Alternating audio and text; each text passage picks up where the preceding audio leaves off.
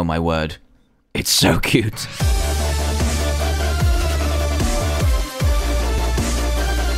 Hey there everyone, Dan here from TheDiamondMinecart and welcome to another Minecraft mod review where today I'm going to be showcasing the Falling Meteors mod, which adds in a collection of crazy randomly falling meteors into your game. Now I'm going to be showing you all of them today as there are like 5 different ones that cause mass destruction, all have different effects, and I'm also going to show you the things you can do to protect yourself from a meteor blast, because these do fall randomly and can cause huge destruction. So let's go over to this chest over here first and we'll show you some of the recipes on how to keep your house safe. So say you're using this mod and you want to keep your house safe, but you still want meteors to fall because they do drop really nice goodies, then you're going to have to craft one of these, a meteor shield. And to craft one of these, you're going to need 3 meteor chips, which you get from a meteor crashing to Earth, and we're going to be able to show you how to get those later on. You're also going to need 5 cobblestone and a piece of redstone as well to get a meteor shield. Now, to test whether your area is being safeguarded or not, you need to craft some of the protected land tester torches, and we'll show you how those work in a second. You need a stick and 1 meteor chip to craft 4 of those. So let's go over to here and put this bad boy down. So when you have it placed down, it will say meteor shield charging and have this really cool parcel effect going on. But you can actually bypass this if you want to, but I think it's already done. Are you already done?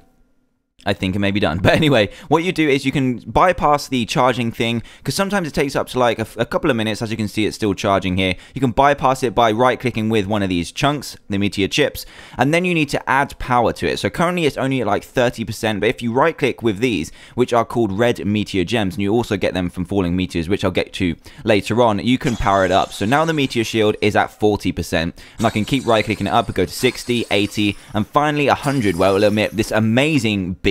So kind of like a, what's it called? A beacon beam. It looks amazing. We're going to get right up inside it. And oh my god, I'm tripping. I'm tripping! So yeah, that is the meteor shield. I'm just going to take it out for now because that effect is lagging up my game a little bit. So that is how you protect your land. That'll be protected for a long time. And oh my god, I forgot to show you this.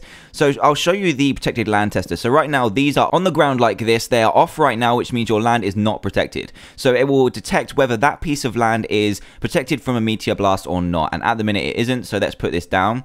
And then add in this just to bypass the charge effect. And these will light up when they have enough charge so that no meteors will destroy the block that is attached to. So if we power this up to full again, these should come back on. So let's knock these out and then try it again. There you go. The torch is staying lit, which means our land is currently protected, which is awesome. And then when we bash this out, they will be, when we place them back down, they will turn off. So we are not protected anymore. So hopefully no meteors will fall from the sky. So let's move on to some more recipes here. And we've got some new armors and some new tools that you can make with these new ores. So we've got some new ores. We've got the meteor chips, which you can use to make these amazing meteorite stuff. So we're just going to put some of these back here. And then we're going to put on this armor. No, I don't want to put that there. Let's just move these up to the top, and we can put this armor on. So this armor is pretty special. What you do is you right click to make an enchantment onto it. So what we're going to do is hold it in our hand and then right click. It will also equip it to us as well, but because we're in creative mode, it kind of doubles it. So what it gives you is magnetization, and that also happens with the tools as well. So let's grab some of the tools, and they're all crafted in normal ways, but you use, instead of sticks when you're like making an axe or a sword, you use iron ingots, and then you use the meteor chips as the main material. So let's grab some of these and then right click, and it will give every single one the magnetization enchantment. So this enchantment will make you do stuff like be able to mine faster underwater and really cool stuff. It's all cool and really helpful, and this armor also has the magnetization on as well, and it is really strong. I think it is slightly more stronger than armor because it is quite rare, because you have to get it from a meteor, and that is the armor. So let's take this off and I'll show you some more armor, and you can also make the tools out of this as well in the normal way as I showed you earlier. And let's just grab these into the chest. And then we've also got stuff called freezerite, which comes from a freezerite meteor. And we've also got kreknorite, which is coming from a kreknorite one. So what we've got here is the kreknorite chestplate and armor set. And you've also got sword to go with this too. And it will give you cold touch, aqua affinity, and respiration. So these have already been activated with their cool looking enchantments. And we're going to just show you what it looks like here. Oh my god, it's looking sweet. My eyebrows are poking through the eye holes. And this gives you some special abilities. So I'm going to go over to this pond of water here. Let's just fly over. And then you'll see what happens. When you walk across it, it will change to ice. Whoa. It will change to freaking ice. That is so cool. That is really useful when you've just got a lot of ice around you, and you've also got the aqua affinity effects too if you just want to craft like the head and stuff like that. So let's move these back into the chest and we'll try out the other armor, see what it looks like. And this gives you fire protection all the way across. So what you're allowed to do in this is just simply walk into lava. I'll show you what it looks like, and oh damn, it's raining. God damn it. So we'll just show you what this looks like. It looks pretty cool, nice and enchanted, and you can also make a sword of this too, and it will just pretty much just set your enemies on fire, and you can also walk around lava, not be affected by fire, so it is going to be very, very useful in the nether. I'm not going to demonstrate any of it because we want to... Oh my god, there's lightning and everything. I need to clear this up right now. Let's just weather clear. Oh my god. So one random other recipe we've got here is vanilla and chocolate ice cream. So to craft vanilla ice cream, you're going to need one of the normal freezerite ores from the freezerite meteorite, which we'll get to later, a piece of sugar, milk, and a bowl to make 4 vanilla ice cream. And then to make the chocolate one, you just need some cocoa beans added on, and that will restore some hunger and is really awesome. It's just a cool little random addition of food. So what we can do now is move on to meteorites and a couple of other items before we actually see what these meteorites do.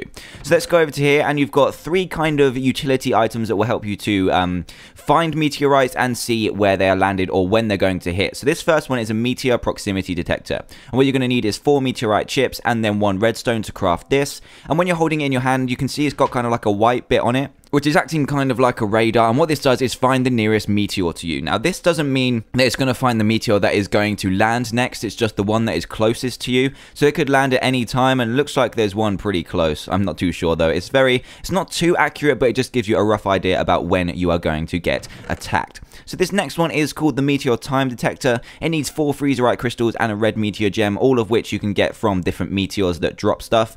And this one will show you the closest meteor that is going to hit the ground the soonest. So unlike the one before, this one does actually show you the one that is going to hit soon. So I'm not sure if this is a bad idea, but I think it looks like there's one coming over there. So we better hurry up. So let's move on to the next one. We've got the Meteor Crash Detector, and this will show you where meteors have already crashed, which means you don't have to suffer all the destruction, but you can harvest all of the amazing goodies. And what you're going to need is 4 Cracknite chips, and I believe you can't craft these, you just get these from meteor drops as well, and the red meteor gem, which will get you the crash detector. And it looks like there is one I don't know, over here, I guess? Yeah, a little bit over here. So that is where a meteor has already crashed, so you can go and harvest the goodies without suffering the destruction. So there is one more really cool item in here, which is called the Meteor Timer.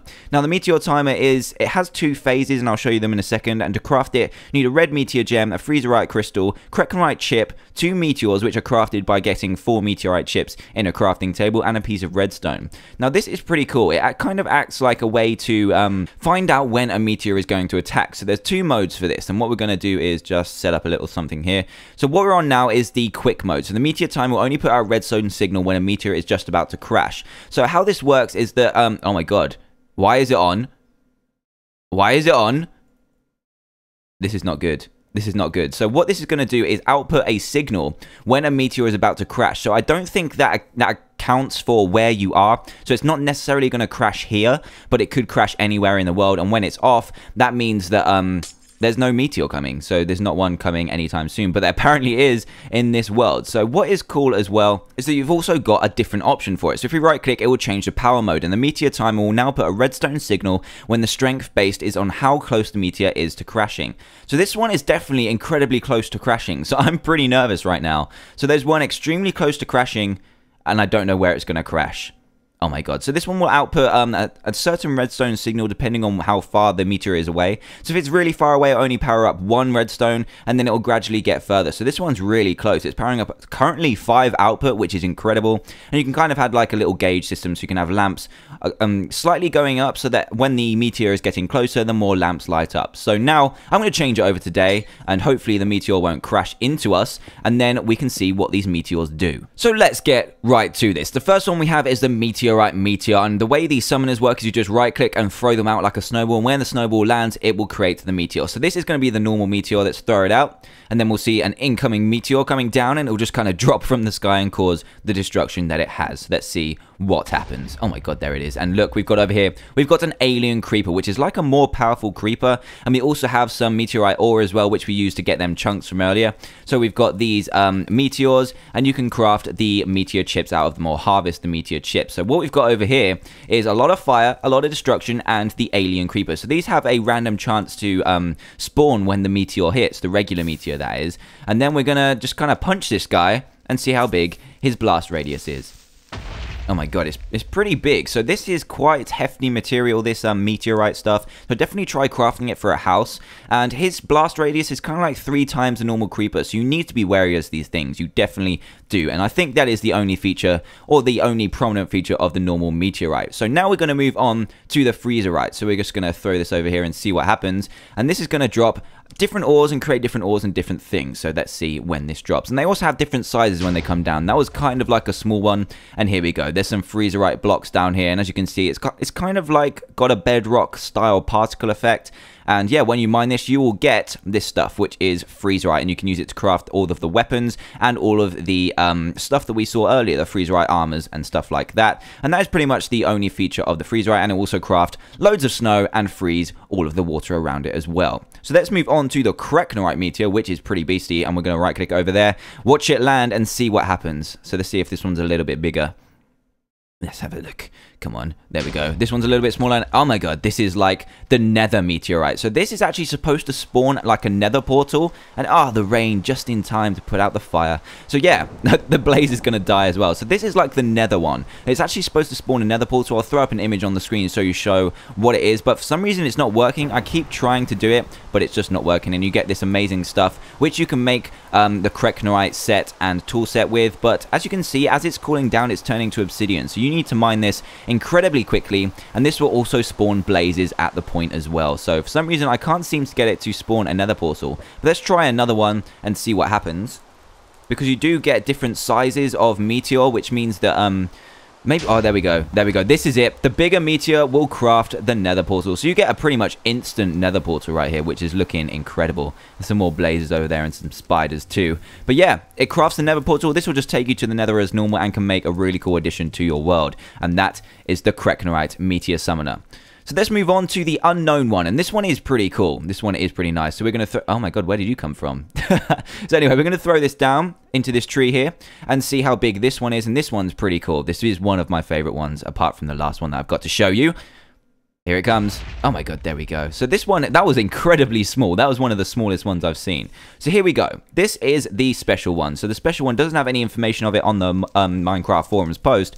But inside, if you punch through here, you get kind of like the normal ores. You sometimes get freezerite ore, you get obsidian, and this as well. So when it's cooling down, it will turn to obsidian. So you need to get in here quick. And it also does freezerite as well, and glowstone if you want some of that. But it actually has a chest inside with some goodies. This one's got the Kreknorite sword with fire aspect 2, 2 diamonds, some meteor gems, and some chocolate ice cream. Beautiful. So also it's got the meteorite chest plate as well. So there's some random loot that this can have. Let's actually spawn in another one, see if we can get some more loot in here. So it's a really cool one to experience and summon, because you can craft all of these, but I'm not going to show you the recipes for now. You can go to the Minecraft forums post and find that out. So that one was a little bit bigger, lots more fire, and let's see what loot we get in this one. We've got ourselves just one freezerite helmet and some Kreknorite chips as well to use to craft your meteorite tools from earlier, and we've just got one more left. And yes, this is called the Kitty Comet. Oh my god. So we're going to throw this down. Let's throw it at the spider, and you'll see what this one does. So here we go, Mr. Spider. You ready for this? You ready for this, buddy? You're going down. So here it comes. The Kitty Comet is about to hit the ground. Oh my god, here we go. And here are... Okay, there's only one, but here is the Space Kitty. Oh my god. Let's just get some fish. We need some fish in here. Because you can actually tame these things. I think they just act like normal ocelots, but they've got a freaking space helmet on. Let me try and grab one of these. Come here. They're so fast, just like normal ocelots. Come here. See, look, I'm taming it. I'm taming it. But no, it's just running around in circles. Calm down, sir. So as you can see, it's kind of like a dark blue kind of ocelot with a space helmet on. They look awesome. And I'm going to spawn another one because that was the worst kitty meteorite I have seen so far. So let's throw another one down and try and get one of the bigger ones in. Obviously, the bigger ones are more likely, less likely to happen, sorry, because they're rarer. And there we go. That's more like it. That's more like it. And there's still only one. Oh, no, here we go. There's 4. So we've got more kitties coming into our world. So this is actually amazing. We've got space kitties, we've got the nether, we've got everything falling into our world. And I think that is pretty much what this mod has to offer. And if you like what you see and want to play it for yourself, please do go to the description below to check it out. It's really awesome, really unique. And another thing I do mention that is the first one that I showed you is like the most common meteorite when they randomly fall. And then the Kitty Comet is the rarest of course, and then the unknown one as well, because it contains some really nice riches. So anyway, if you are new to the channel and did enjoy this video, then please do hit that subscribe button for daily Minecraft videos, and for all of you, a like and a favourite would be greatly appreciated too. So thanks a lot for watching, guys. Do go check out this mod, it's really awesome. And that is it from me, so goodbye!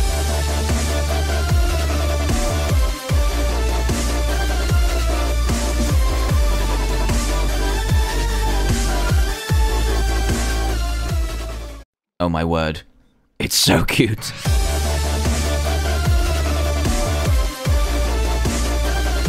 Hey there everyone, Dan here from TheDiamondMinecart, and welcome to another Minecraft mod review, where today I'm going to be showcasing the Falling Meteors mod, which adds in a collection of crazy randomly falling meteors into your game. Now I'm going to be showing you all of them today, as there are like 5 different ones that cause mass destruction, all have different effects, and I'm also going to show you the things you can do to protect yourself from a meteor blast, because these do fall randomly and can cause huge destruction. So let's go over to this chest over here first, and we'll show you some of the recipes on how to keep your house safe. So say you're using this mod and you want to keep your house safe, but you still want meteors to fall, because they do drop really nice goodies, then you're going to have to craft one of these, a meteor shield. And to craft one of these, you're going to need 3 meteor chips, which you get from a meteor crashing to Earth, and we're going to be able to show you how to get those later on. You're also going to need 5 cobblestone and a piece of redstone as well to get a meteor shield. Now, to test whether your area is being safeguarded or not, you need to craft some of the protected land tester torches, and we'll show you how those work in a second. You need a stick and 1 meteor chip to craft 4 of those. So let's go over to here and put this bad boy down. So when you have it placed down, it will say meteor shield charging and have this really cool parcel effect going on. But you can actually bypass this if you want to, but I think it's already done. Are you already done?